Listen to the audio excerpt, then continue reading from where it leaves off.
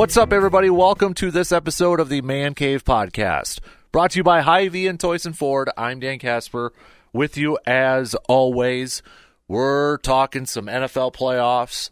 We're recording this on Friday, so they start tomorrow here. Brandon Berg's going to join me in a second to talk some postseason action and a little bit more about 49ers and Packers. Plus, we got picks. We're going to also make some coaching predictions. And then a quick chat with Dr. Crow, talking some playoff injuries and what his thoughts are on Giannis's shoulder injury. But we begin the podcast talking a little postseason football. If the Texans beat the Ravens, can we make sure that next week's championship game is on a Saturday afternoon? If the Texans somehow find a way to make it be 2 o'clock on NBC? Yep, definitely. So you've got both the 1 seeds in action tomorrow with the Ravens hosting the Texans, and then, of course, the 49ers hosting the Packers, and then Sunday, Buccaneers versus Lions, and then the nightcap for the weekend, the one that's probably going to get the most attention, Buffalo and Kansas City, in Buffalo over there too. So see that Buffalo is going to need snow shovelers again. I don't think it's as bad as last time. I don't know if I want to go to a game where you're just literally like plowing through the snow. Yeah, I'm sure people have seen that video of those people going to their seats and they're just like walking through the snow. Like that's up on the benches. Right. Ooh. I mean, I've been in Lambeau many times during cold games, and those benches over there, sometimes you can't sit because everybody's like layered up, so there's not enough room. And then you're complaining about you're sitting in my seat, sort of thing. It's like that thing is just like, who cares at that point? Right. If you can find a spot. Kind of like general admission seating at that point. Which, by the way, Dallas, they're like free for all. As soon as the doors open. I don't understand why everyone's in such a hurry to run to their seats. You have your seat. Well, it's the standing room only ones. Oh. And they got a boatload of them. Oh, I didn't know that. So it's like they just take off running for that thing. Like, that's just, how is something really bad not happening? Yeah, like how someone trips or, trips on a shoelace and suddenly they get run over. Yeah, but when you look at this weekend's games, is it that Buffalo and Kansas City one that intrigues you the most? Yeah, I think so. Mm-hmm. Just because that has the most built-in history to it. Yeah. Is it the new Peyton-Brady rivalry that everybody's I've seen someone make that comparison. I could buy that. Mm-hmm. Like, I mean, I don't know if it's quite at that level because they've played in the playoffs, but I mean, those guys Manning and Brady played all a ton. Which, give it a few more years and maybe that changes. But I could see that. And this one, I mean, I guess in that way, would that make Mahomes the Brady right now because they've won them? Yeah. They've won them. So and eventually Peyton Manning kind of got his and kind of reversed the trend in that rivalry. But maybe this is that time. It's kind of Patrick's got the MVPs though too. Like Manning always got the MVPs there too. So I mean I get it. I it does give a nice little throwback to the '90s with it being Buffalo and Kansas City. Right. That sort of feel. I feel like it's a game that needs to be on NBC with Dick Enberg on the call. Yes, definitely. So, I mean, non-Packers fan probably kind of looking at that one. I'm just worried about that Texans and Ravens one. Is it going to be a blowout? That makes me a little bit nervous. I'm not trying to discredit what the Texans or anything have done, but the Ravens are just they were humming. How much do you factor in a rust factor for both the Niners and the Ravens? And that's something I'm really curious to see because I think in both games, more specifically the Packer-49er game, but in both games, I think it's going to be a really good example of rest versus momentum. Mm-hmm. Because in both cases, the lower seeded team, be it the Texans or the Packers, are playing really well right now.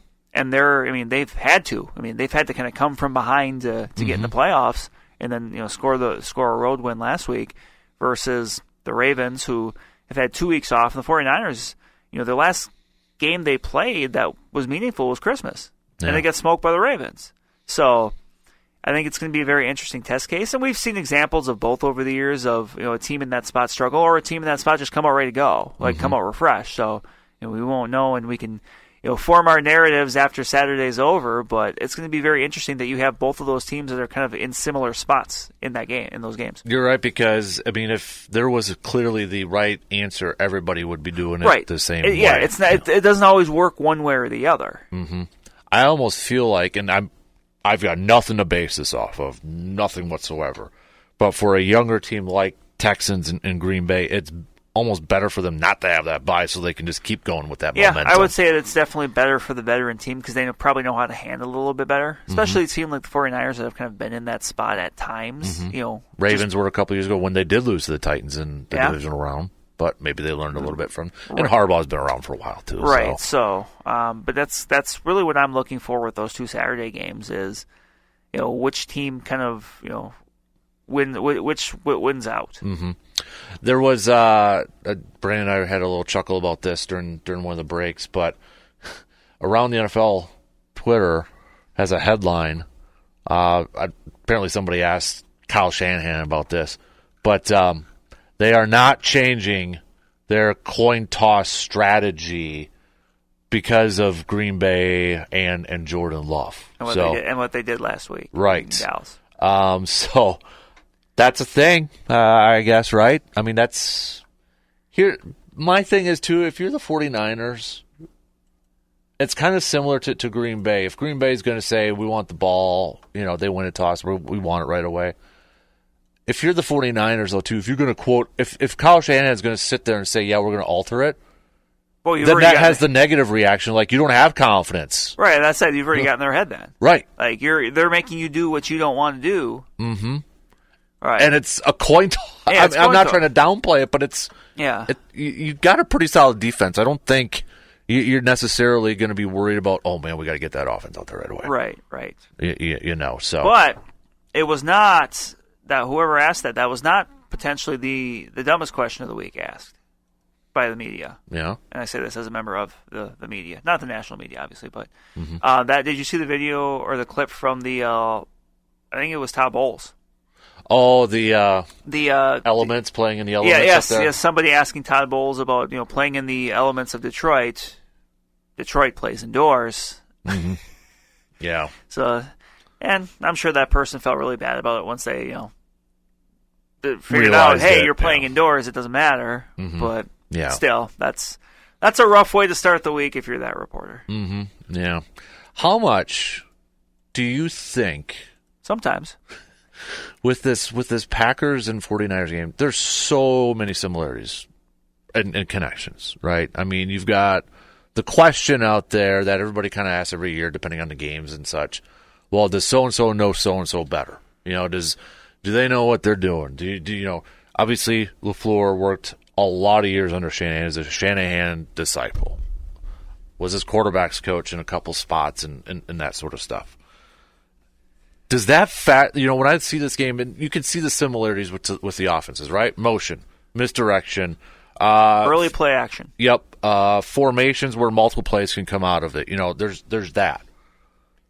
Does that benefit either side, or does it kind of neutralize it at that point? So. I don't think so. I think it's kind of goes back to what you're saying about the coin toss. I think if either of those guys think, well, he might, he knows some things about me, we have to change everything we do, I think you're already putting yourself at a disadvantage. Mm-hmm. So I don't think it makes too much of a difference.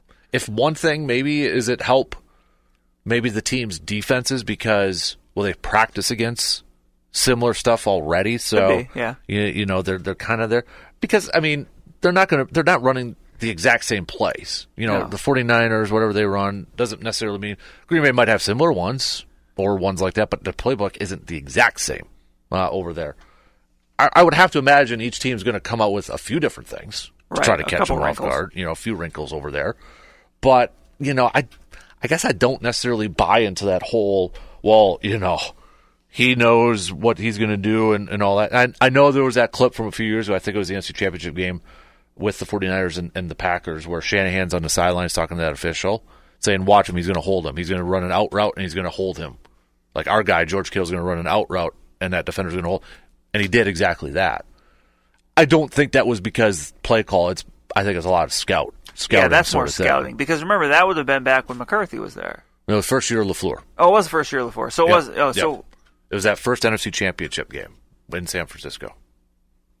That was okay. I don't know why I got ahead of myself. Sorry. When they threw the ball 9 times. The Raheem Mostert game. Yes. Okay. Yeah. I'm sorry. Yeah. Yep. That's when, and then 49ers lost to the Chiefs in the Super Bowl over there. So okay. That, to me, is more the scouting aspect of it.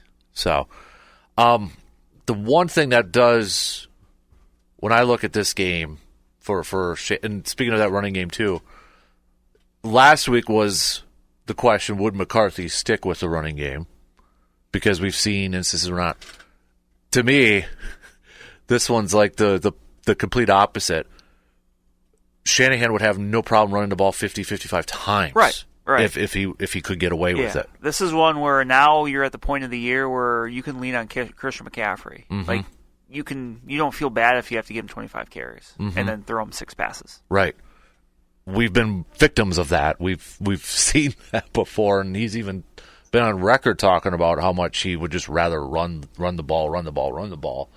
So, I mean, knowing that, if you're Joe Barry, how do you not prepare to stop the run, load up the box? You got to beef up those boxes. Right. You can't try to come out like on first down with like a nickel package and say, oh, well, if they run, so be it. When you know a team wants to run. Mm-hmm. It's one thing when you do that against a team that doesn't like to run or, would prefer to throw. Right. But you have even though the 49ers can't throw, they got some good receiver stuff, you know what they want to do. Mm-hmm. They want to run the ball. Right. And I feel like that mindset, and a lot of defensive coordinators do this, not saying Joe Barry's the only one. A lot of them do this, but they have that defensive mindset of like, okay, we're going to make you play perfect offense every drive to score. We're going to make you go 12 plays down the field instead of 6. Right. And while I get that, I mean, as a Viking fan, I still have a little bit of a shell shock from Ed Donatell last year because that's what he wanted, and it would just be, hey, we want to make him make 12 plays to beat us down the field, and teams did, right? Because they were played so soft. And I feel like with this 49ers offense, who I think is the most balanced offense in the league, top 5 passing and rushing, they don't care. No, you're playing right into their hands. They're basically saying, okay, fine, you want us to run? Okay, we will. Yeah, we'll keep your offense off the field. We don't care. Exactly. So that's where I feel like, and I want, and I might be wishful thinking, and you'll appreciate this because he didn't hold anything back. Dan Fouts, Waterboy. I want to see the defense be more aggressive in this one, taking chances, taking risks. Taking a risk in this thing. It might burn them a few times, but I don't feel like you can play that style in this one. I agree. I feel like you've got to get your corners up, get them off their routes a little bit, maybe bring some extra blitzes, pressure. Make Brock Purdy make mistakes. Yes. You can't just play that style of defense like we're going to, just make them really work for it. Rush 4, drop 7. Yeah. Defensive backs 8 yards off the line of scrimmage because let's throw slants to Deebo Samuel. Mm-hmm. Because Brock Purdy is similar to Love in a lot of facets, isn't he? Where he's playing within the system. Right. Call it a game manager, call it a playing a system or whatever have you, which I feel like that phrase or that term has been dropped a lot this year. It has. System quarterbacks, game managers, whatever. And it's I think a lot of people almost use it as a derogatory term. Yeah. And I don't, because they're literally doing exactly what you want them to do. Like, How is that a bad thing? Like, oh no, they're doing exactly what they're being coached to do and finding success. Oh my gosh, that's so terrible. No, It's not. Right. And you had Bosa coming out with a comment this week about, Aaron would kind of do some off script stuff. Yeah, freelance his own stuff, but Jordan Love is doing what he's supposed to. And Stanovich, the offensive coordinator, kind of said the same thing, and he's like, in the past, he's like, not saying it was bad, we had success, but a lot of times when Aaron would do that, then you're coming off the field trying to figure out, okay, what was that play? Why was that play? What did you see? You're spending time doing that, whereas you're playing with a system, you're already, the communication's better at that point. I just find it interesting, and I'm going to try to phrase this and I want to see if you can kind of get where I'm getting at here. But you see these veteran quarterbacks, like an Aaron Rodgers at a certain point in their career where, do they get this wealth of knowledge and experience where they start to think, okay, I can do this, I can do. Because I'm thinking of these quarterbacks, some of these really good quarterbacks that have almost made some of these offensive coordinators. Because I feel like LaFleur, tell me if I'm way off base on this or dramatic on this. When he was first hired, he had 1 year experience of being a play caller in Tennessee. He comes in, and I think for his position, it was good to have a quarterback like Aaron Rodgers. He can learn from, he can lean on from. kind of have a crutch, right, as Rodgers.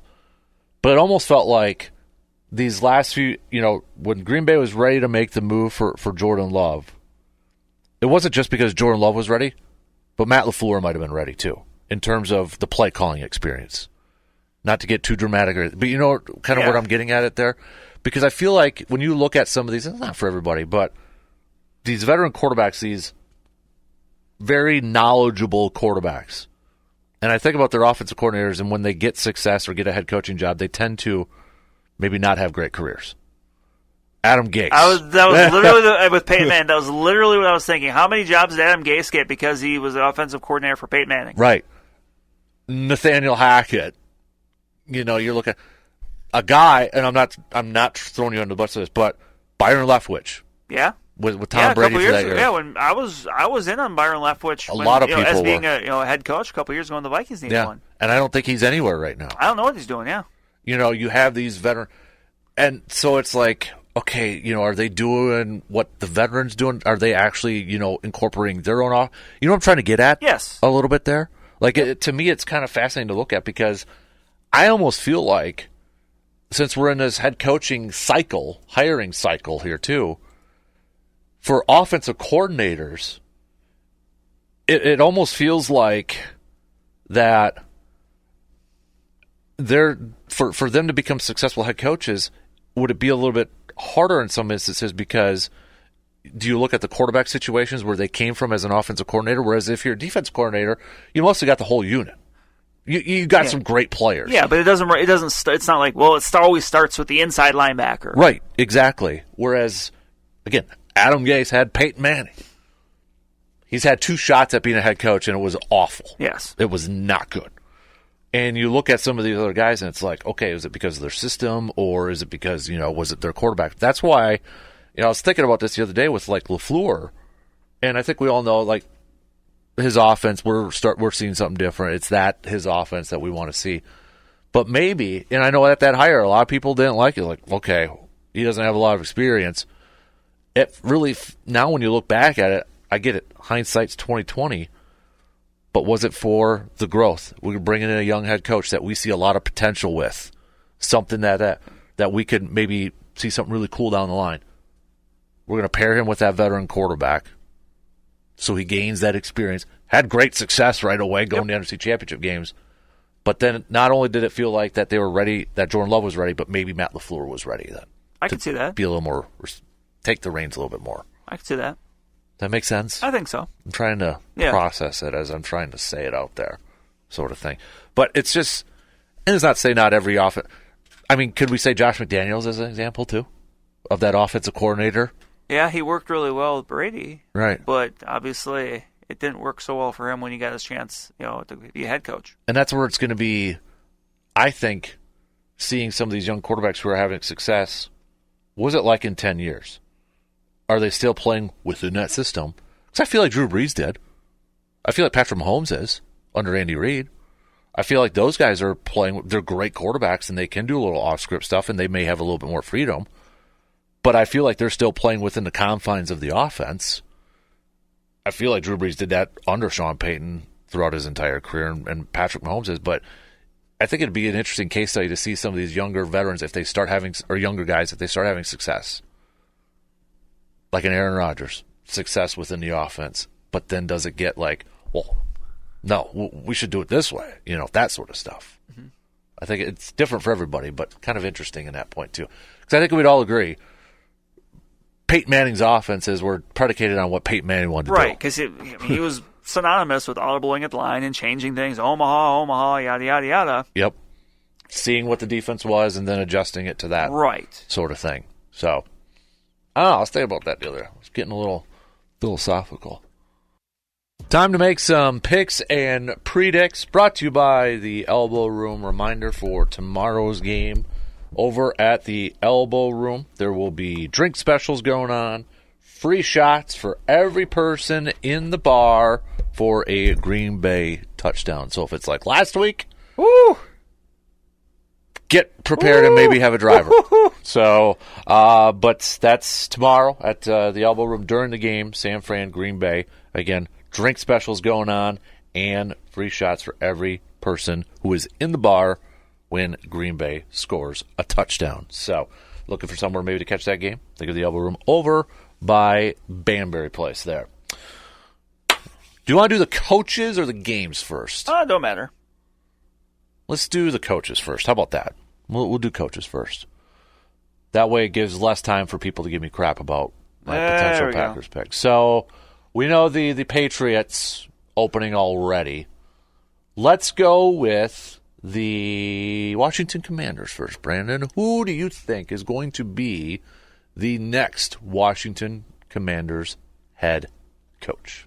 This one, I'm going to go with who I think is probably the hottest commodity, and that's Ben Johnson. Yeah. I think being able to go to Washington, new ownership, high draft pick, they can get their quarterback of the future. I think that's you've already got some receivers there with Terry McLaurin and some other guys. Like, I think that's not a bad spot to jump into. Mm-hmm. So I'm going to go with Ben Johnson.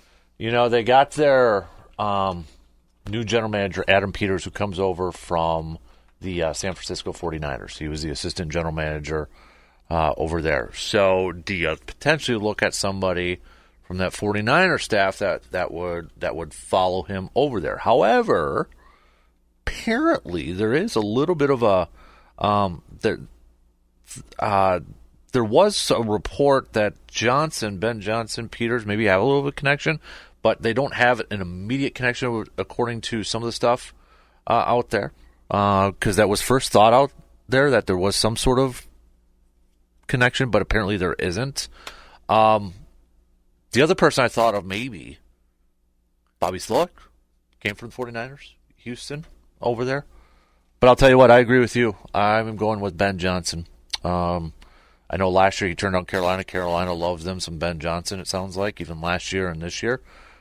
And I don't want to go to that situation right now. So it's a better situation in Washington right now. Yeah, I'm going to go Ben Johnson. For the first time in a while, it's a better situation. Right. I mean, if you look at a lot of these like blogs or articles out there, rankings like the best jobs, Washington's up there, which is kind of surprising. So, all right, Chargers. I know you said that you didn't think he was going to take it. I think it ends up. I was leaning. Okay, I think it's Jim Harbaugh. Okay. I think he's in a spot now where he's kind of accomplished what he can in Michigan. And, again, if he gets paid a bunch of money and apparently can never be punished for anything he may have done, not that he did, but if I were to, I want to make sure I can't be punished for it. Mm-hmm. I just think it makes sense, nice, warm water city, big market. He's got his quarterback. He is familiar with the West Coast. He's familiar with the West Coast. Like, I think that connection makes the most sense, so I'll go with Jim Harbaugh. You're right. There was part of me that was kind of like, okay, is it kind of, because I heard that report that they were still negotiating with Michigan and such. Does he still go? Ultimately, though, I agree with you again. I'm going with Harbaugh with the Chargers. It just, but the thing that gives me pause, it just seems too obvious. This is true. It does. It seems way too obvious at this point. So that's what makes me a little bit nervous. But you're right. If Harbaugh has said, and I think his actions speak this too, if he feels like he's got unfinished business in the NFL, one, time is kind of running out. You got a great situation with the Chargers with your quarterback already and some talent around that. Not many of these other opportunities potentially could come up. So, yeah, I'm going to go with the Chargers over there. Raiders, this one might be kind of easy.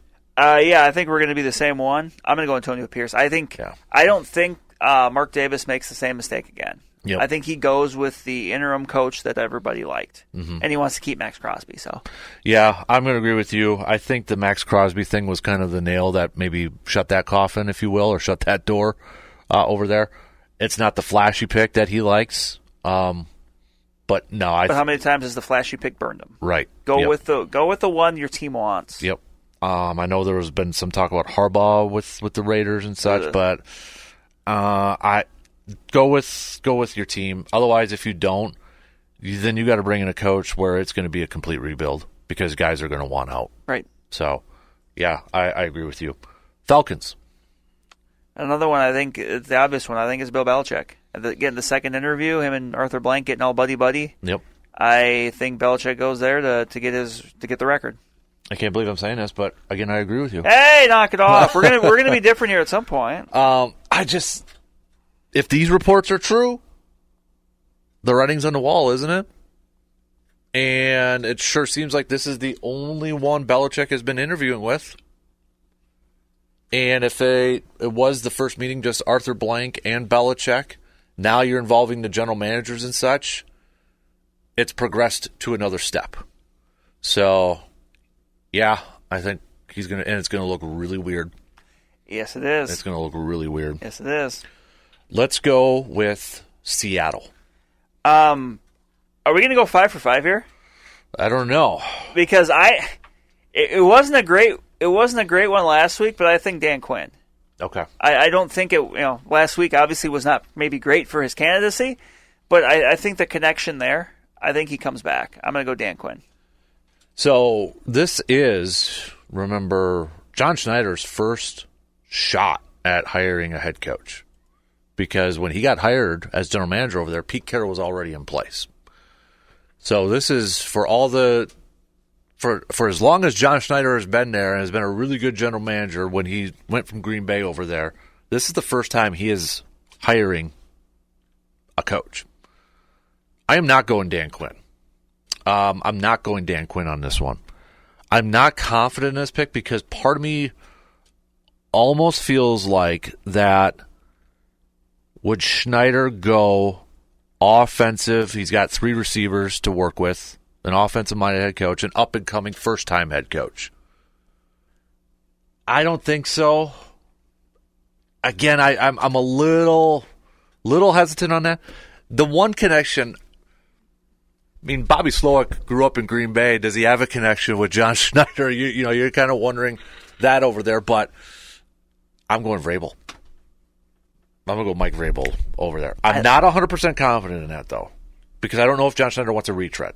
Yeah. But do you count Vrabel a retread because that was just kind of like a, why did you fire him right. sort of thing? Yeah, and I don't know if I do. And remember, there are examples of coaches in their second jobs being much better. Right, yep. Bill Belichick, yep. Andy Reid. Yep. I mean, and Andy Reid had a lot of success in Philly, but I don't necessarily think a retread is always a bad thing. No, I think, again, that also kind of gets the negative hit to it, too. So, but I'm going to go Vrabel on that one. So, I think they just interviewed, too. I think that might have been his first one. Speaking of Vrabel, Tennessee, I'm going to go with another one that I mentioned, was kind of in the, talked about with the Vikings a few years ago that I really like, and that's Raheem Morris. I think, and again, you can call him a retread, former Buccaneers coach, but I like his kind of coaching path because he's coached both offense and defense. Mm-hmm. I think, I don't know, I just like that connection there with Raheem Morris in Tennessee. I am going to go defensively. Oh, Aaron Glenn. I think the Lions are going to be like the Phillies of last year where both coordinators get poached. And that one to me, I don't know why. I'm trying because that one is such a weird situation over there in Tennessee. I don't know what to make of it, to be honest with you. I mean, Derrick Henry's going to be gone. You've got Will Levis as your quarterback. I don't know if DeAndre Hopkins is going to be there or not. So is it kind of a rebuilding sort of thing? Maybe they go on an offensive side to try to get the most out of Will Levis. They could do that. Maybe it's a Frank Smith from Miami, or maybe it is a Bobby Slowick. I just keep going back to Aaron Glenn for whatever reason. So I'm going to shoot my shot and say Aaron Glenn with that one. Then finally, do we got Carolina? Is that the last one? Okay, Carolina, because we did all. Yep. No. Yeah, Carolina. Yeah, we did Carolina. Yep. And all this. Right. I have this almost feels like Houston from the last couple of years before. Right, you just don't know. There were 2 that popped in my head. Ultimately, though, I'm going to go Bobby Slowick. Okay. I think that they've got the young quarterback. They see what he's been able to do with C.J. Stroud. Maybe there's a little buyer's remorse there from last year, but they say, you know what? Do that with our guy. Like, they want to get the young offensive mind, to pair with Bryce Young. Mm-hmm. And I'm going to go Bobby Slowick. I'm going back and forth between 2. One is Bobby Slowick. One is one name we haven't mentioned yet that was getting a lot of interviews initially. That's Mike Macdonald, defensive coordinator for the Ravens. But I feel like Carolina wants that offensive person. So I agree with you. I'm going Bobby Slowick by the slimmest of margins right now. Mike Macdonald would be maybe another one for Tennessee, but I almost feel like, too, he's in a driver's seat, maybe kind of similar to DeMeco Ryans, where he can kind of almost pick and choose where he wants to go. And I think he's in a really good situation with Baltimore right now. That's not to mean it's always going to be like that, because that is a risk, taking it to Byron Leftwich. No, I think Carolina really – because I got to imagine Houston did a lot of prep work on Bryce Young leading up to the draft last year, just in case, right? I mean, they had to have done that. You would think Bobby Slowick's kind of familiar with that, being involved in that. I think that's where they'll go to. So the other guy I was thinking there, if they really wanted to try to turn things around and kind of re-energize that fan base a little bit, was Mike Vrabel. Do Like, you think he'd take that though? I don't know. That's it. I don't know if he would. Like, he can afford. He could sit out here if he want to. And I guess in my scenario, I have him doing that. Be Bill's defensive coordinator in Atlanta. or being some sort of ancillary coach somewhere for a year to kind of keep himself in the game. But yeah, I for the reasons you mentioned, the ones I mentioned, I think Slowick is the guy. Maybe Mike McDaniel over in Seattle too, or not McDaniel, McDonald, Ravens defense. E-I-E-I-O. E-I-E-I-O. Thank you. Okay, so we actually we were pretty similar. Yeah, we were very similar over there. All right, so some games. We've got a few minutes left. Some games here. Let's start with Houston-Baltimore. Do you want to do lines on this? Yeah, let's do lines. Okay, I'll bring up the lines on here. I mean, we know who's the favorite, but where's that line kind of at this point in time here? Come on, load up here. I mean, you're picking the Ravens, right? I am. Okay. I kind of figured that. No breaking news there.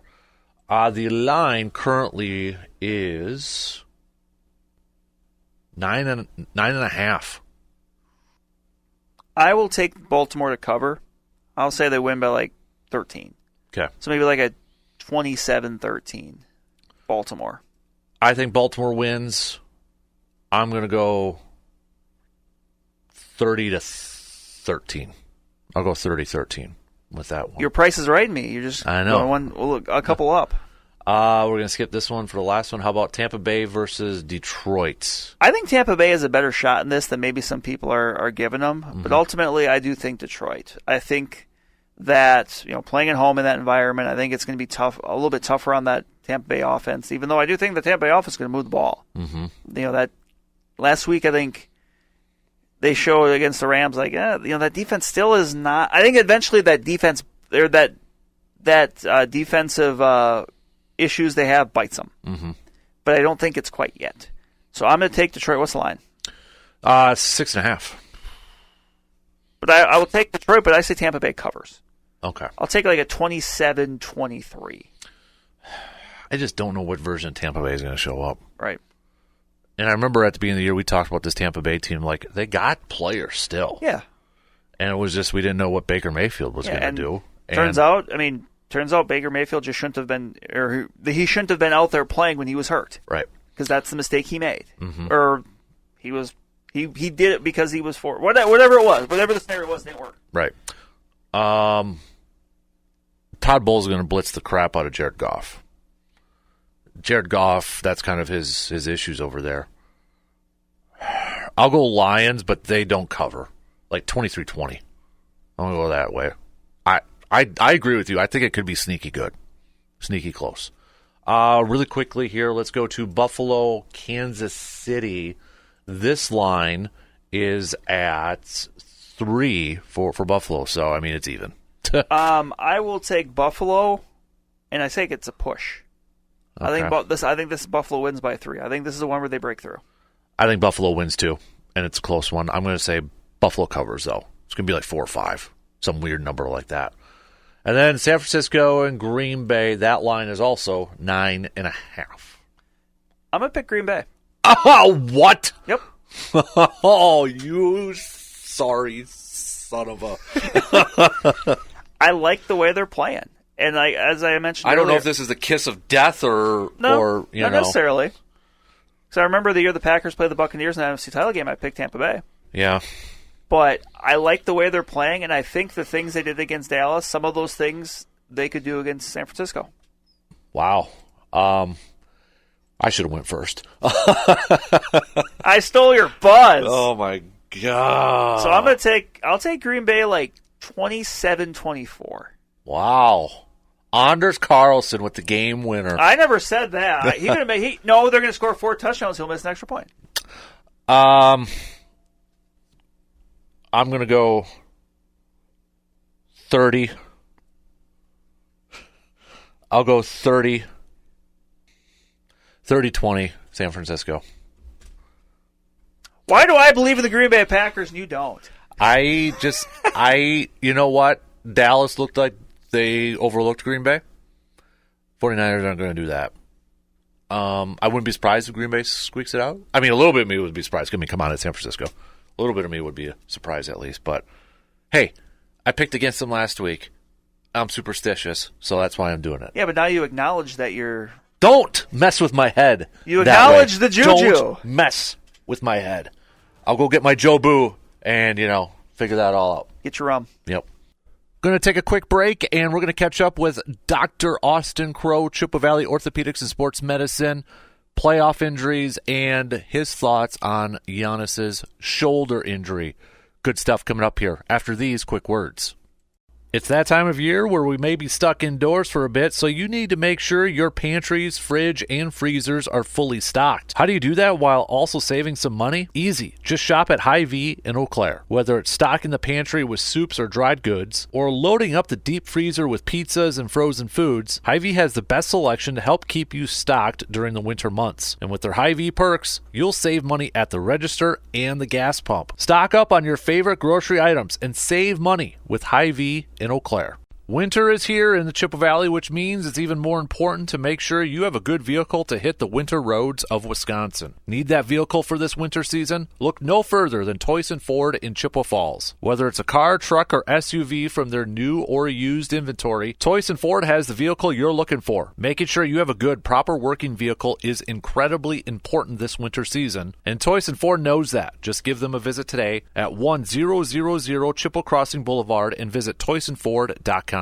Austin, I want to go to the NBA here because I think Bucks fans are kind of holding their breaths a little bit with Giannis. Giannis the other night was a late scratch of the game, and they're calling it, I had seen a right shoulder contusion. At that point, they didn't, know a whole lot. At least the head coach, Adrian Griffin, said didn't expect it to be too long, but kind of day to day. So we know contusion is, bruise and all that sort of stuff. But where, like on the right shoulder, would it be in a specific spot where he couldn't be able to go or anything like that? Or is that kind of open-ended at that point? Yeah, it's pretty nebulous.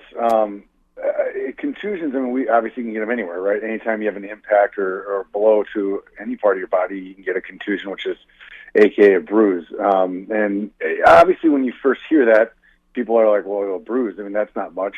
But there are areas that are very sensitive to that, and especially if you get down deeper in the tissues, so deep muscle, even down to the bone, that can happen.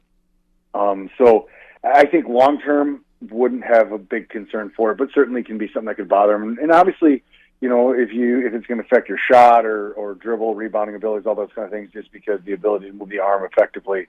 And as we all know, the NBA is pretty quick to pull the trigger on getting guys rest. Yeah. So I think if you look at it in that, I wouldn't chalk this up to a big concern, truthfully. But obviously, you got to see how it plays out. But I think it'll be okay. And I know this is a little bit older here too, but Ja Morant, he only played 9 games. He was dealing with a suspension, but he's now done for the season too with a shoulder injury. I don't know if they announced exactly what it is, but the fact that he's done for the season, I got to imagine maybe surgery involved in that. Yeah, I believe they said he did. He either did or is going to. Or he would have, yeah. So I don't know. I'm trying to remember when I read if he either did or is going to, but that was for a labral tear. So, okay. That's going to be just a quick recap. Labrum is basically a little fibrocartilage ring that runs around the socket and that helps stabilize the shoulder through most parts of it. The top part is an anchor for the biceps. So both can be problematic. In this setting, I'm assuming it was an anterior or posterior tear that resulted in shoulder instability. So it doesn't always mean the shoulder fully comes out of socket. It can be unstable and shifting. But we all know how explosive he is as a player, and so he puts his body in some real pretty tough spots. And so for a guy like that to have a shoulder that has any issues with instability, I can certainly imagine that'd be very symptomatic for him. So they opted to go right for the surgery as opposed to going on the rehab option. And there are times where you see an MRI and it's just like, look, surgery just is unfortunately the way to go. And certainly in this case, that's what was elected to be done. Let's move over to the postseason here. First, I want to go back to the Chiefs and Dolphins in that cold weather game there. When players play in an environment like that, does that increase the risk? I know you got frostbites, to worry about and such, but does that increase the chances of any other injuries to pop up? I mean, does it like make the muscles really cold and kind of increase that chance for a tear or something like that, or not? Does the weather not really affect that? I mean, it does to a certain degree.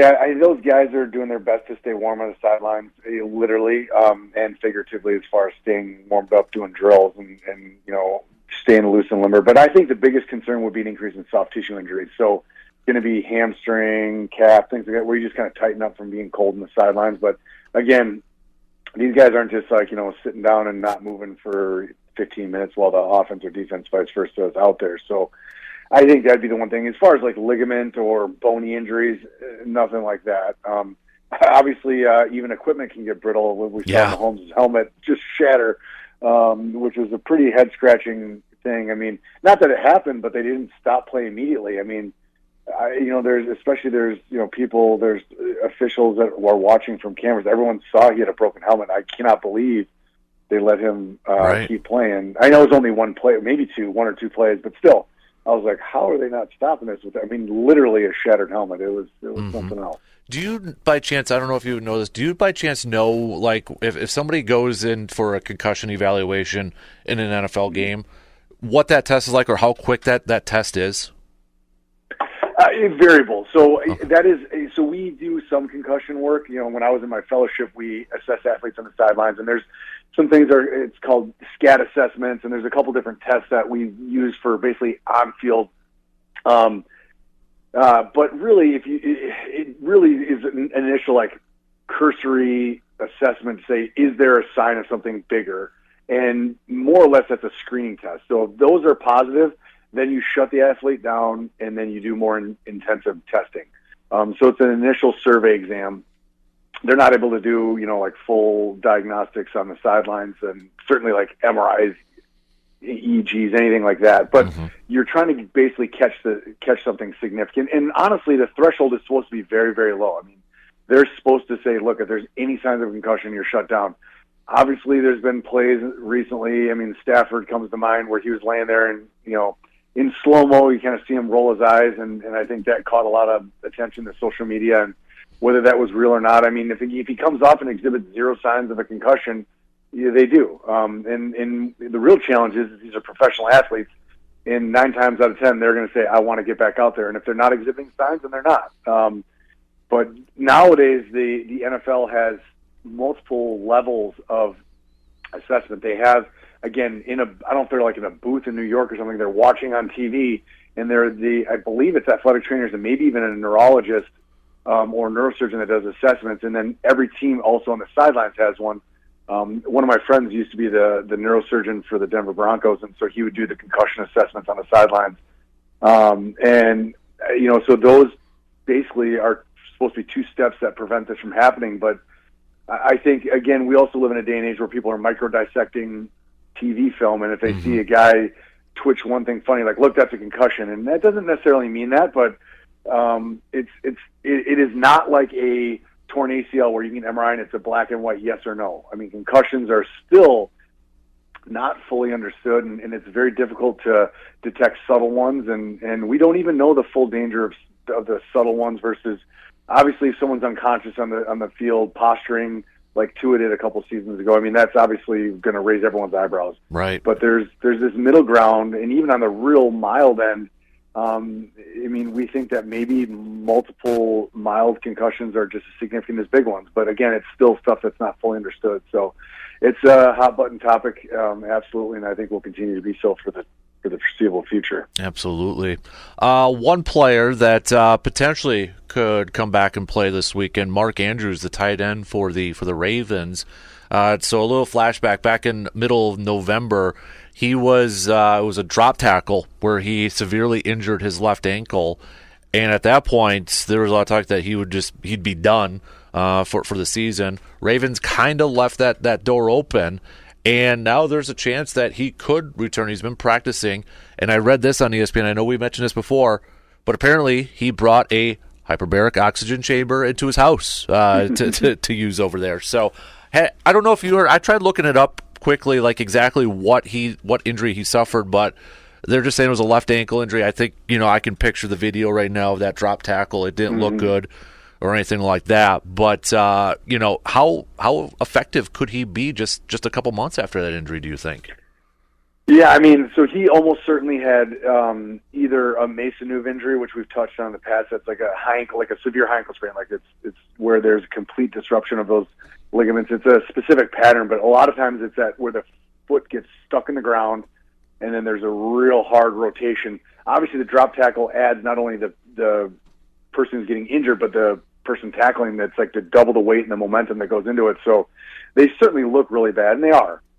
But to answer your question, I mean, at the end of the day, it's probably a combination of ligament and bony injuries. Ironically, if it's isolated bony injury, then it's more likely to heal more predictably and more rapidly. So if he had an ankle injury where it was, let's say, a bimal or trimal equivalent, where you're getting predominantly bony injuries, they put plates and screws in the bones and heal up pretty well. So then, of course, you have to have the rehabilitation of the soft tissues around there, getting the tendons loose, getting the muscles to wake back up. So to answer your question explicitly, how effective? I mean, not 100%, no way. Could he be out there? I mean, we all know he's one of the elite tight ends in the NFL. And so I think if he's able to work himself back in and be at 70, 80%, is that going to be good enough? Oh, we'll see. I'm guessing they're going to probably play it close to their vest to see how he's going to be able to come back and play. And because it seems like they're being kind of nebulous about whether or not he's going to be able to play. But I guess if every week is another week of rehabilitation and improved recovery, so it's possible. But it's certainly going to be a stretch. But I think this is more likely to recover than, let's say, that New York Jets quarterback who tore his Achilles. I can't remember his name, but you know what I'm talking about. So to the hyperbaric chamber, I know that's something we've chatted about before in the past, and this might be a really stupid question, but because it provides oxygen, right, to try to help speed up the recovery in that. Does it benefit soft tissue injuries more or bone injuries more, or is it about even at that point? I mean, in theory, it can be used for all. So I think, like we've discussed, I mean, the real evidence-based medicine use for that is going to be in non-healing wounds and people who have poor perfusion. So diabetics, people with vascular disease that literally have difficulty, because people with vascular disease, it's the main vessel. So let's say going down your leg, your femoral artery becomes your popliteal and tibial artery as it goes down the leg. Those become constricted, so they don't get enough blood flow. And one of the main things that blood delivers is oxygen. So if in those patients who don't have enough oxygen flow, or diabetics who have not the main vessels, it's actually what's called microvascular disease. So it's the small vessels that all the way at the end. In either event, at the end of the day, that tissue is not getting enough oxygen. So in those patients, if you ramp up the oxygen, you might be able to make a difference. And I say might. Again, in those cases, it's not always that effective, but it can be a difference maker. Now, a person who has normal perfusion, has that been shown? No, it's not really clear. And now these guys obviously have unlimited budgets, virtually. Yeah. So they're saying, look, I'm going to throw everything I can at this. Again, it's not really been proven in a large study to make a huge difference, because I think the margins are very small. But again, people who have disease processes, like diabetes, vascular disease, et cetera, those certainly has been used and been shown to improve, like non-healing ulcers in the feet, things like that wounds that have a hard time healing. So, again, these athletes, they try to do it, but they again are throwing everything at it and hoping something sticks. Yeah. Last question for you. Dre Greenlaw from the 49ers. He's listed as questionable for this game, but they're calling it Achilles tendonitis. He's trending towards playing, it sounds like. You know, when you think of Achilles, I mean, you just mentioned that quarterback over there in New York, but, you know, I think of, you know, other injuries too. Like, does that, with an Achilles tendonitis, could that potentially lead to something more serious or a higher risk of injury or anything like that? Is that more just pain management at this point? A little bit of both. I mean, we do know that ruptured tendons, so whether you're talking Achilles or quad or patella or biceps, whatever it may be, we do know that people who rupture them almost universally have some level of tendinopathy. Now, chronic tendinopathy, you basically get kind of micro damage and change to the collagen fibers that weaken it. Because, I mean, anyone who's ruptured those tendons, they've done those movements, you know, hundreds of thousands of times in their lives, and it's that one that ruptures it. So clearly something is different. So there's an underlying process. An acute, you know, tendonitis like this is a little bit different, but there is certainly a risk factor for that. So I would say, let's say a muscular injury, so a calf injury compared to an Achilles tendonitis, I'd say the tendonitis is certainly more concerning for a rupture, but even then it's not super likely. I mean, we see lots and lots of athletes and adults with this problem, and very, very few go on to rupturing. So I would say they're going to be doing in this setting more of a pain management, but I would say that athlete is at a higher risk for rupturing his Achilles than someone without it, but it's still not a high risk. Interesting. And because they're talking potentially rain in San Francisco, would that make you a little bit more nervous about that too? I guess maybe, but usually it's not like a slip that blows the Achilles. It's when they are really doing what we call eccentric loading. So basically the body's trying to stretch the Achilles and you're pushing against it. So both Cousins and Rodgers, those obviously had really good video clips of it. Their body's going down, so they're stretching the Achilles out, and at the same time they're firing the muscle trying to pull against that. So that's called eccentric loading. That's almost always how you rupture major tendons in the body. And so that's usually not a slip mechanism, but it could be, I guess, in a certain circumstance. So I would say, you know, that may affect the play of the game more so than the injury patterns this week. Gotcha. He's Dr. Crow, inside the training room, Chippewa Valley Orthopedics and Sports Medicine. Want to make a pick? You going to go all chalk? Do you have any upsets for this weekend? Well, you know, I will say, I mean, and a couple of my friends can verify, I did think that the Packers stood a reasonable chance against the Cowboys. I'm not sure this weekend. I think that it's going to be a tough matchup on the road. But you guys are playing well. I got to give you that. I think if you're able to get pressure on Purdy and can kind of keep CMC to, I mean, you're not going to be able to stop him, I don't think, but keep him reasonable. I think you're going to be able to kind of hang with them. So I don't think I would be shocked by an upset, but I do think the Niners are going to win. I would be surprised if Tampa's able to pull out a win. Mm-hmm. So, and then on the other side, let's see, who are the matchups? The Chiefs Texans and playing, Ravens and Chiefs and Bills. Ooh, yeah. Man, so one of my buddies coaches for the Texans, so I got to pull for them. I think they're the underdogs clearly, but C.J. Stroud is playing phenomenally, so I would have to go on that side. But it should be some great games, no doubt about it. Some great matchups. Improbable, obviously. I don't think many people would have picked these in a kind of a playoff grid. Exactly. But certainly some great matchups. Absolutely. Dude, we appreciate it as always, man. Stay warm out there, enjoy the games, and we'll catch up with you again soon, bud. Absolutely. You guys take care. You got it. There you go. Dr. Crow inside the training room, Chippewa Valley Orthopedics and Sports Medicine. That's going to do it for us on this episode of the Man Cave Podcast, brought to you by Hy-Vee and Toyson Ford. As always, don't forget to follow and subscribe to the Man Cave Podcast. Be a friend, tell a friend about the podcast, and give us a 5-star rating and a positive review so others can find the podcast. Until next time, I'm Dan Casper. Enjoy the games this weekend. We'll be back next week with more episodes of the Man Cave Podcast.